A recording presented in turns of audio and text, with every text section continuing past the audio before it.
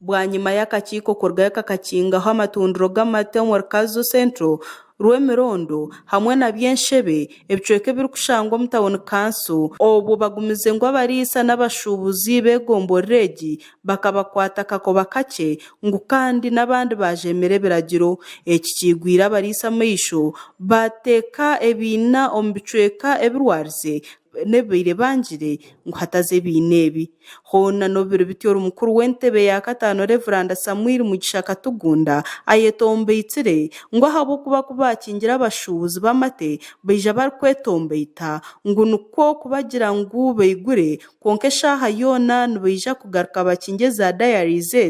ahabo kuba bakiruho kandi taine oragumzemu arikutambuze ndwara narwe kwato yo kuguza amate rero n'ibindi birakurateho twari byagumizamo rero tugaruka tugira sita mukinga za diaries abuko atari kuja kukozesa kifuba ngo neja kwigura diary. Chairman Samuel agarikire yasima barisa ahabo umurimo gukozure kandi abashabire kutamwa amani omukurinde kine kibati imbere nyenda kubasima abo umurimo gumwakora kandi no kongera kubashaba twongere mu amani tureke kusiba aheri izoba eshazi kagaruka yitwataha rero iki kintu kimwataha kikabura amakuru. DVO wa Kazona Manya Alfred ashoboreire nko kwejwa babire bagikwatsa kakoba kake omu Town Council ngukonka hati bateire mu amani avukuba tebere yatwata kakoba kake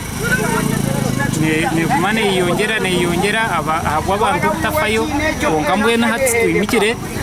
mbwena hataha aha new case geryaha turwana nayo turebeke ngo yagumaho agarikire yahakanisa entekateka y'abarisa bayine ngwejwa netwarwa umuyaga ngutikire no buharabe hariho ka percentage kake ngwejwa ne basa kuba negenda mu muyaga nga ego kiriho percentage konka ka percentage kake munonga erwa netwarwa ente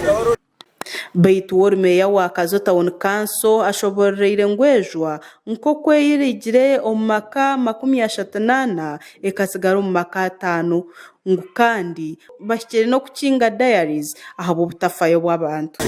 twasire twinejwa nangwa tubetiriyo mu maka 38 ukahinda gambira ejo yatsigara mu maka 5 gonko mu Kazo Town Council konka we or LC1 wa Byenshebe ashabira bataka ko yihaho izina ribi eryo kugomere biragiro byo kurwanisa ejwa abantu mutwe izo rukiko rwagira mu akacwampare bagambira bamwe bakabikwata kubi iharga mu izina ribi tweronde tweshotinge tunabizine eryo turutarbazo Baitu babarisa borekere nko kwendwaregi erarize kubyabarisa n'amatungo gabo ngukandi kare kubabire bagira ekizubu nkeki government baretere mbazi ngukonko bwa hati bategereize nkonka tayine kibarebere ubwere bwejwa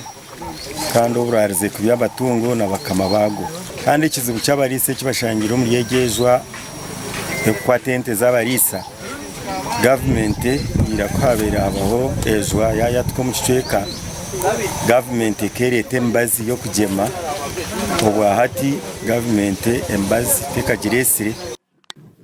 Baitona no bukirabe kirungwa bebembezi ni betombeitera Kazo Town Council ngo niyo kine ndwara yejwa ni kigambo ngo niyo gombore yahererikire kurwaza amagombora gandi gaherize kukira ngo nahabwecyo beinamatsko go kukira nk'abandi gashakwa sima naume ahwa Sky Television ageshonga omurkazo.